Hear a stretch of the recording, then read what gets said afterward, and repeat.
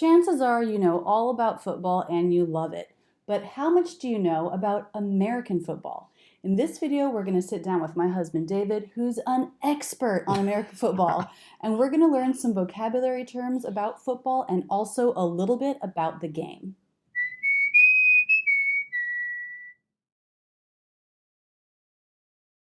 Last year, I was posting about football a little bit more than normal because our team, the Philadelphia Eagles, won the Super Bowl. So I was posting about it on Instagram and this kind of thing. And some people wrote to me and said, I find American football so confusing. I live in the US, people talk about it. I'd love to know a little bit more about it. So I thought, let's make a video. So here we are in the fall, beginning the football season. So, David, can you sort of step me through a little bit about the game? Now, unfortunately, or fortunately, the NFL, they're very good or very tight about their own footage. So I can't put in footage of different plays and this kind of thing. But we'll do our best to describe what's going on, and we'll also talk about some interesting things that happen with the pronunciation of some of these words and phrases. So let's start where the game starts, and that's with a kickoff. And that is when one team kicks the ball almost the entire length of the field, the other team catches it, and they run as far as they can. Now, not to get picky here, but is that really the beginning of the game, or is the beginning of the game a coin toss? Yes, that's picky. Okay. But it's also true. Well, it's true. Before the game, there's a coin toss to determine which team is going to receive the kickoff and which team is going to kick off. So they all go out into the middle? Because this doesn't happen in soccer, does it? Yeah. It does? Mm-hmm. A coin toss happens in soccer? Yeah. Well, then everyone already knows that term. I don't know if it's a coin toss. I mean, it was when I was a kid. That's how it got determined. Like in the World Cup, what do they do? I would guess there's still a coin toss. Because sometimes there may be an advantage with the wind or with the angle of the light where you may want to be at one end of the field for the first half versus the second half. So whoever wins the coin toss gets to choose. They can choose whether they want to start with the ball or whether they want to choose which end. Okay. So you've kicked off the ball to me. I've run it down to the field. Your guy tackled me. What's next? So the whole point of football is to score as many points as you can. And the way to score the most points is by scoring a touchdown. And a touchdown is where you have the ball and you cross over the other team's goal line into the end zone. We'll talk about those two words in a bit. But a touchdown is worth 6 points. That's the most points you can score with any play in football. So yeah, it's interesting to note that in football, different ways that you can score points get you a different number of points. So you want the big one, you want the touchdown. Exactly. Okay, so the first three words we've gone over: kickoff, touchdown, end zone. These are all compound words. A compound word doesn't have to be a single word. It can be two words together. And in a compound word, stress is always on the first word. So touchdown. I also want to point out with end zone. End zone. What do you notice, David? The D disappeared. Right. So we often drop the D when it comes between two other consonants. And I listened to a whole bunch of examples online of people saying this phrase. No one says the D consonant. So this is a case where we would definitely drop that D, just connect the N right onto the Z, end zone. So what exactly is the end zone? Well, the end zone is the 10 yards that extends past the rest of the field of play. American football field is 100 yards long, and then on each end there's an additional 10-yard area, and that's the area that you have to get into. That's the end zone. That's the area that you have to get into in order to score a touchdown. Okay, so you can either run into the end zone or you can catch a ball in the end zone. Make sure your feet are inside that end zone line. That's right. In order to get your points. That's right. So I've received the kickoff, but I haven't scored yet. I've run down, I've gotten tackled, and it's time to start playing again. What happens? Right. So you are going to try to go down the field in a series of downs. So down is a way to say a number of plays. A down is the start of action, and then the action ends on that play. So this is a big difference from what the rest of the world calls football. In American football, there's this constant starting and stopping. There are individual plays, whereas international soccer is marked by this constant flow of play. And so it's a big difference. So in American football, you have this series of downs. You get 4 downs or 4 plays to try to get 10 yards. If you can make it 10 yards, you get a fresh set of downs, meaning that you get 4 more downs to now go that next 10 You yards. start over. Right. And you go from however far you made it. So let's say you didn't just make 10 yards, but you made 25 yards. Then your Right. next try is from that spot, and you get 4 tries or 4 downs Exactly. to try to move 10 yards again. Now, if you don't get it, what happens? So if you get to your 4th down, Last try. right, and you feel like you're too far away to make it that additional yardage to get to that 10-yard mark, you can choose to either punt the ball, meaning you're going to give the ball back to the other team, or if you're close enough to the end zone, you might try to kick a field goal. Okay, let's first talk about the punting. So that's when you don't think you're close enough to make a field goal, but you want to punt it, which means kick, to get it as far away as you can for the other team. So you're not just giving them the ball. You're like, okay, I'm Right. going to give it to you, but I'm going to knock it as far away as I can from where you want to be. You want to back the other team up as far as you can. And punting is different than a kickoff, right? Because in a kickoff, you place the ball on a little tiny tripod. T, just like in golf. And for a punt, you drop it from your hand and kick it. Right. So you're actually kicking the ball out of the air after you've dropped it onto your foot. Okay. Now, would there be 2 different players who would do those 2 different kinds of kicks? Yeah, they're almost, I don't know if I've ever seen it be the same person. Wow. So specialized, isn't it? Yeah. If you're going to kick this way, we're going to call you that. Exactly. Okay. The punter and the kicker. Okay. So actually, yeah, you never say kicker for the person who punts. Okay. That's the punter.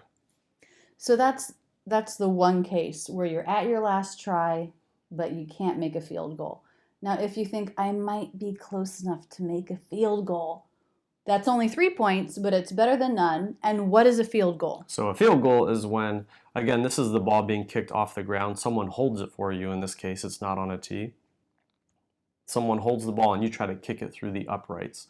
So the uprights are those big, giant U-shaped things at the end of each end zone. Goalpost, another word. Goalposts. And what you try to do is kick the ball between them. Okay. And so if you're able to kick the ball between those goalposts, you get 3 points. Okay. Half a touchdown. Right, exactly. And then if you score a touchdown or you score a field goal, then the next play is you're kicking it off to the other team. Exactly. It's their turn to try to score. You got it. So we talked about downs as individual plays, but another football vocabulary word is a drive. And a drive is a series of downs. So after you receive a kickoff and you go down the field and you are having a series of plays, that entire possession, the whole time that you have the ball, that's called a drive. Okay. So it's from the time you receive the kickoff to the time you either score a point or have to punt. Right. Or the other team gets the ball. All right. Yes. Which we'll talk about in a second. Yes, we will. Okay, so that's a drive. And I just want to point out with a DR consonant cluster, it's really common to pronounce that as JR. So rather than D, drive, it's J, drive. Drive. Wouldn't you say that's the more common pronunciation? Definitely. Yeah. So let's talk about the different ways that you can advance the ball. So the most basic way, and I think sort of the oldest way, the way that the game kind of was invented was most of the time teams ran the ball. So a running play is when the quarterback hands the ball off to a running back who then runs and tries to get as far as he can go. So within that is another vocabulary word, which is handoff. So the quarterback is going to hand off the ball to the running back, and that's actually a pretty tricky time. It's an easy time for the ball to be dropped. And if you're handing the ball off, or anytime you're running with the ball, if the ball falls to the ground, anybody can get the ball. The other team can get the ball. That's called a fumble. A fumble is when the ball is on the ground and it's loose. And that's oftentimes when you see a huge pile up of everybody because the ball's up for grabs. So the handoff is different than a throw. Because I'm literally not letting go of it until you have gained possession. Right. It's your direct possession to mine. There's no oxygen in there. Right. Okay. So the other way to advance the ball forward is by throwing it. And that's when the quarterback drops back, meaning goes back a couple feet after getting the ball, and is going to throw the ball downfield. If the ball is caught by one of his players, that's a completion or a complete pass, completed pass. And if it's not, if the player drops it, that's called an incomplete pass, meaning that you tried to throw it, but the ball hit the ground instead of being caught. And there's another thing that can happen when you throw the ball, which is that the other team might catch it. Right. They might jump in front of you, and instead of your player catching the ball, the other team catches the ball. That's called an interception. Interception. One other vocabulary word with throwing the football is spiral. Football is a really weird shape.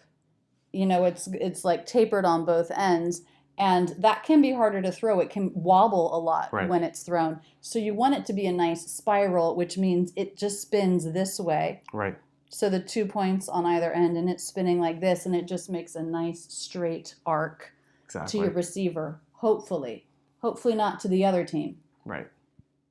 David, what about when the quarterback is going to throw the ball and he doesn't get a chance to? I've seen this happen so many times. Right. The quarterback drops back and goes backwards, and before he can get rid of the ball, before he can make a pass, he gets tackled back in the backfield, and that's called a sack. Anytime that the quarterback loses yardage, goes backwards and is tackled before he can throw is a sack. So a sack is when you actually lose yards. You don't get to just start again at where you were. If I'm the quarterback and I get the football and I go back 5 yards looking for my guy, and someone from the other team comes out of nowhere and sacks me, then we have to start 5 yards back. Right. Really sad. Right. Okay, so the next word we're going to talk about is huddle. So again, American football is broken up into distinct starts and stops. And so before each play, both the offensive team and usually the defensive team will huddle up. That means that they get really close together before the play starts and they discuss what's going to happen. The offense is talking about what play they're going to run so that everybody knows what to do. And the defense is making sure that they have their defensive assignments straightened out so that everybody knows who's defending which part of the field or covering which person on the offensive side. So this never happens with soccer? No huddles in soccer? Sometimes when there's a free kick, sometimes a couple of players will sort of huddle up and talk. But for the most part, that happens at halftime and before the game. Whereas in football, it happens between every play. Right. So very frequently. Very frequently. A recent innovation is for teams to do that less and less, for offensive teams to huddle up less and less, with the idea being that if you just run your next play without a huddle, it's harder for the defense to keep up. Because they didn't get a chance to huddle. So how are you communicating your play in that case? The quarterback is often yelling things out, or you may, before you come on to the field for that drive, you may script out 5 plays in a row that you're going to run, and everybody knows it's these 5, no matter the situation. Here's the 5 plays we're going to run. So 2 more vocabulary words that come up and are sort of hard to understand. One is red zone. So the red zone is the area 20 yards out from your opponent's end zone. That means that you're getting close to scoring a touchdown. It's not actually red on the field, but in commentary you'll hear that phrase used. And it's used because it means that the offense is getting close to scoring a touchdown. So what's important about it is that if the offense gets that close but can't score a touchdown, that's actually kind of a victory for the defense. You'll hear it said that the defense held them to a field goal. They were in the red zone, but they were held to a field goal. It's kind of a, yes, you got 3 points scored on you, but they didn't get in the end zone. Right. They didn't score a touchdown. They could have, and they didn't. Right. You know, I'm thinking of one other term. After you score a touchdown, then, well, 2 other terms, then you get a chance for another play to get 1 more point, and that's called an extra point. Right. Which basically means you have to score a second touchdown. No, Well, no, I'm you wrong. have That's to a kick. two-point conversion. That's a 2-point Okay, conversion. so when you score a touchdown, you get 6 points. Usually, you try to then score what looks like a field goal, Right. but it's called an extra point. And Right. how far away are you for that? The NFL just changed it. I think now you're 10 yards away maybe for a kick. So 10 plus the end zone would be 20 I yards think that's away. right. Yeah. Okay, so after you score a touchdown, you get a chance to score again. Either add 1 point by Right. kicking it through the goalposts, or you can do a 2-point conversion, which means you're going to score another touchdown either by running or by passing into the end zone. Yep. And then you get 2 points for a total of 8. Yes. And one last term, and that is special teams. So we've talked a lot about the offense and the defense, but then there are these other plays that are called special teams plays, and those are the kicking plays. And the reason it's called special teams is because there are usually players who are focused just on those plays. So using the kickoff as an example, the special teams would come on to do the kickoff, and it's such a specialized skill that they have, guys that are focused just on doing that. Which I find crazy. So you have a football team with like 100 people on it, and some of them literally only come out on the field for like 2 minutes at a time for a kickoff. That's all they do. That's all they know how to do. 15 seconds maybe. 15 seconds. And actually the way it works though is that the people on special teams are the backups to the other players. And it's actually something that teams use as a way to see who might evolve into becoming a regular player. You can kind of earn your stripes by being a solid special teams player. Earn your stripes, great idiom, means to prove yourself. Mm-hmm. So David, you grew up playing soccer. You love soccer. I do. Yet you're a huge NFL fan. Mm-hmm. If you had to choose, you can only watch one for the rest of your life. What are you choosing? That's brutal.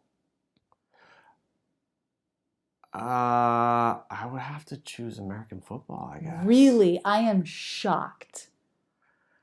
It's hard because the teams that I'm passionate about are here. Yeah. I mean, international viewers are going to know that Major League Soccer is just kind of okay. Yeah, in the U.S., professional soccer hasn't quite taken off the way other sports have. Yeah, it's made a ton of progress. I mean, it's a lot more robust than it was. It's a strong league, but it's nowhere near the strong leagues in Europe, and so I